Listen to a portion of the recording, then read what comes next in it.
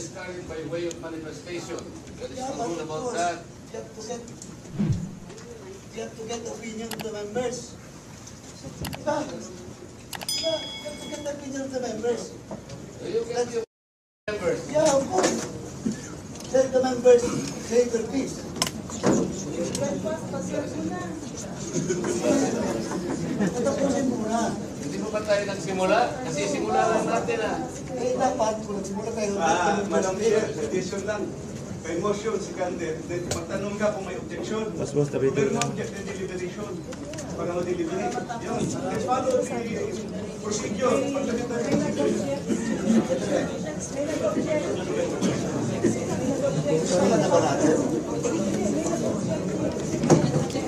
pag may objection, mag-deliberation tayo. Hindi po yun eh. Tinatanong kasi, sagutin ninyo if this community has the right to discard a well-kept tradition.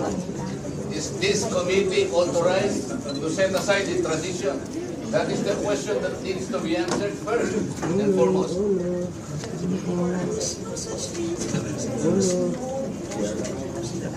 Pwedeng pindutin yung mic. Nagtatanong po ako, Madam Chair.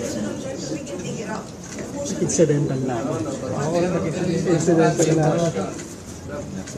Wala papasok sa mic natin. To you, a long-standing, time-honored tradition. Ang tinatanong ko po, tradition po natin ito eh. Ang problema ay marami dito na yung point kaya hindi nila alam yung tradition. I am saying, Madam Chair, this was a tradition well kept for so long a time. Follow the rules. We would have a motion introduced by a member, but it was an objection. Bago po yung Madam. Yes, but sabi din, I was asking for an answer. answer is Yung answer niya, register as tradition or not. Sabi ko mayroong tradisyon, pinapaliwanag ko na sa inyo.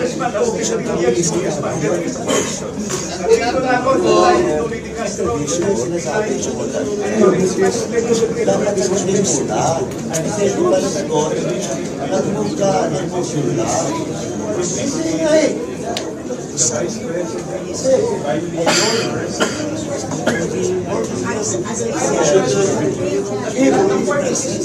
Excuse po. Opo. and it's extended at the start. At the start, it's extended before intervention. This is required because the vision is suspended, and it is also introduced by a member, which are the parts of the motion. So let's follow the rule. There's no such authorization to set it aside. magano na muna tayo para ma-record. Para ma-record. Ito, di na kami dito. Record, sabi ko tayo pero ito.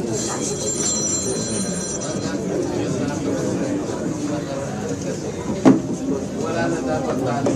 Sa nangyari, a barrage of questions. That's why I'm asking. Bakit natin ginawa yun earlier? Are we not already respecting a tradition well-kept ko yun? Hindi nga, pinagtatanong siya. Meron pang pratinela, whatever. That is disrespect to the office of President, Vice President. So ano na pinagtatanong siya sa natin? These questions never happened before. That is the one I'm explaining to you. It did not happen before. Now, ang tanong ko po, bakit nangyari po nung nakaraan, nangyayari na naman ngayon? You may not like the person, you may not like her presence here, but you have to respect the office of the Vice President. That is all, because that is guided by the tradition. Kahapon po, kagaya po na sinabi nila, wala nang pinagtanong sa office of the President, and that is correct. That is in line with that tradition.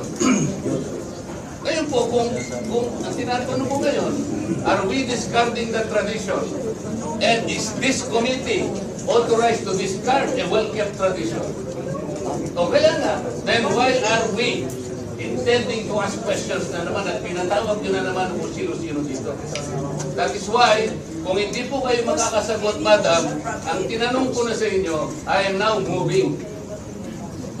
Oh, prati-pratinela pa. Saan po kayo nakakita ng gano'n? This did not happen anytime. Pang-labing taon ko na po ito. Alam nyo, Madam Stella, I was already here when the Vice President was Noli Castro. When the Vice President was Binay. When the Vice President... But you were also here in the last hearing. No promotion was introduced. Yun na nga, kasi question na kagad eh. Wala man lang... We can read the records. You did not effect the Sana may motion siya ngayon. What is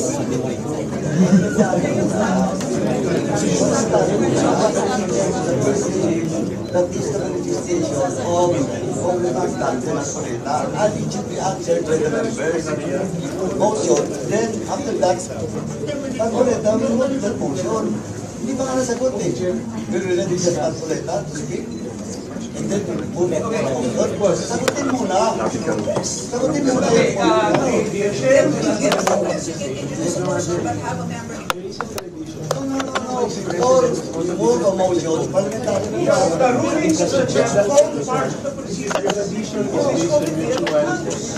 So you have to answer the issue. Sagutin muna. Then saka mag-move.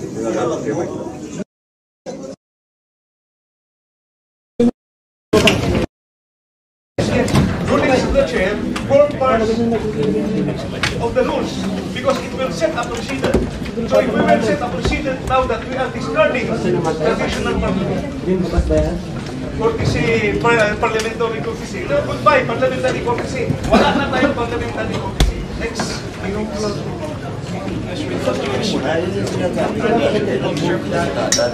After my first answer, your query or your manifestation, then after that, Chairman na tinatanong ko, pera naman dapat. Pero sasagot. The question is addressed to the chair. Why would the members answer that?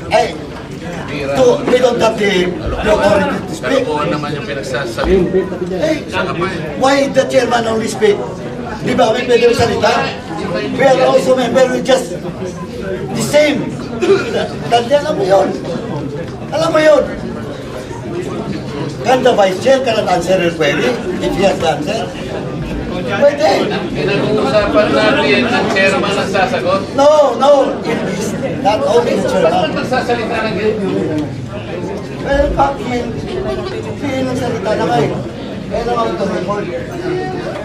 Hindi pwede magsalita yung iba. Hindi pwede yung chairman lang. Diba? Pwede ba yung dati?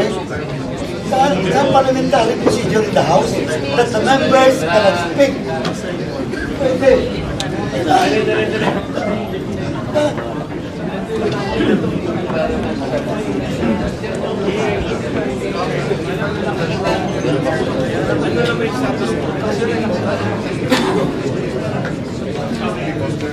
Okay. Because, yung chairman ng House.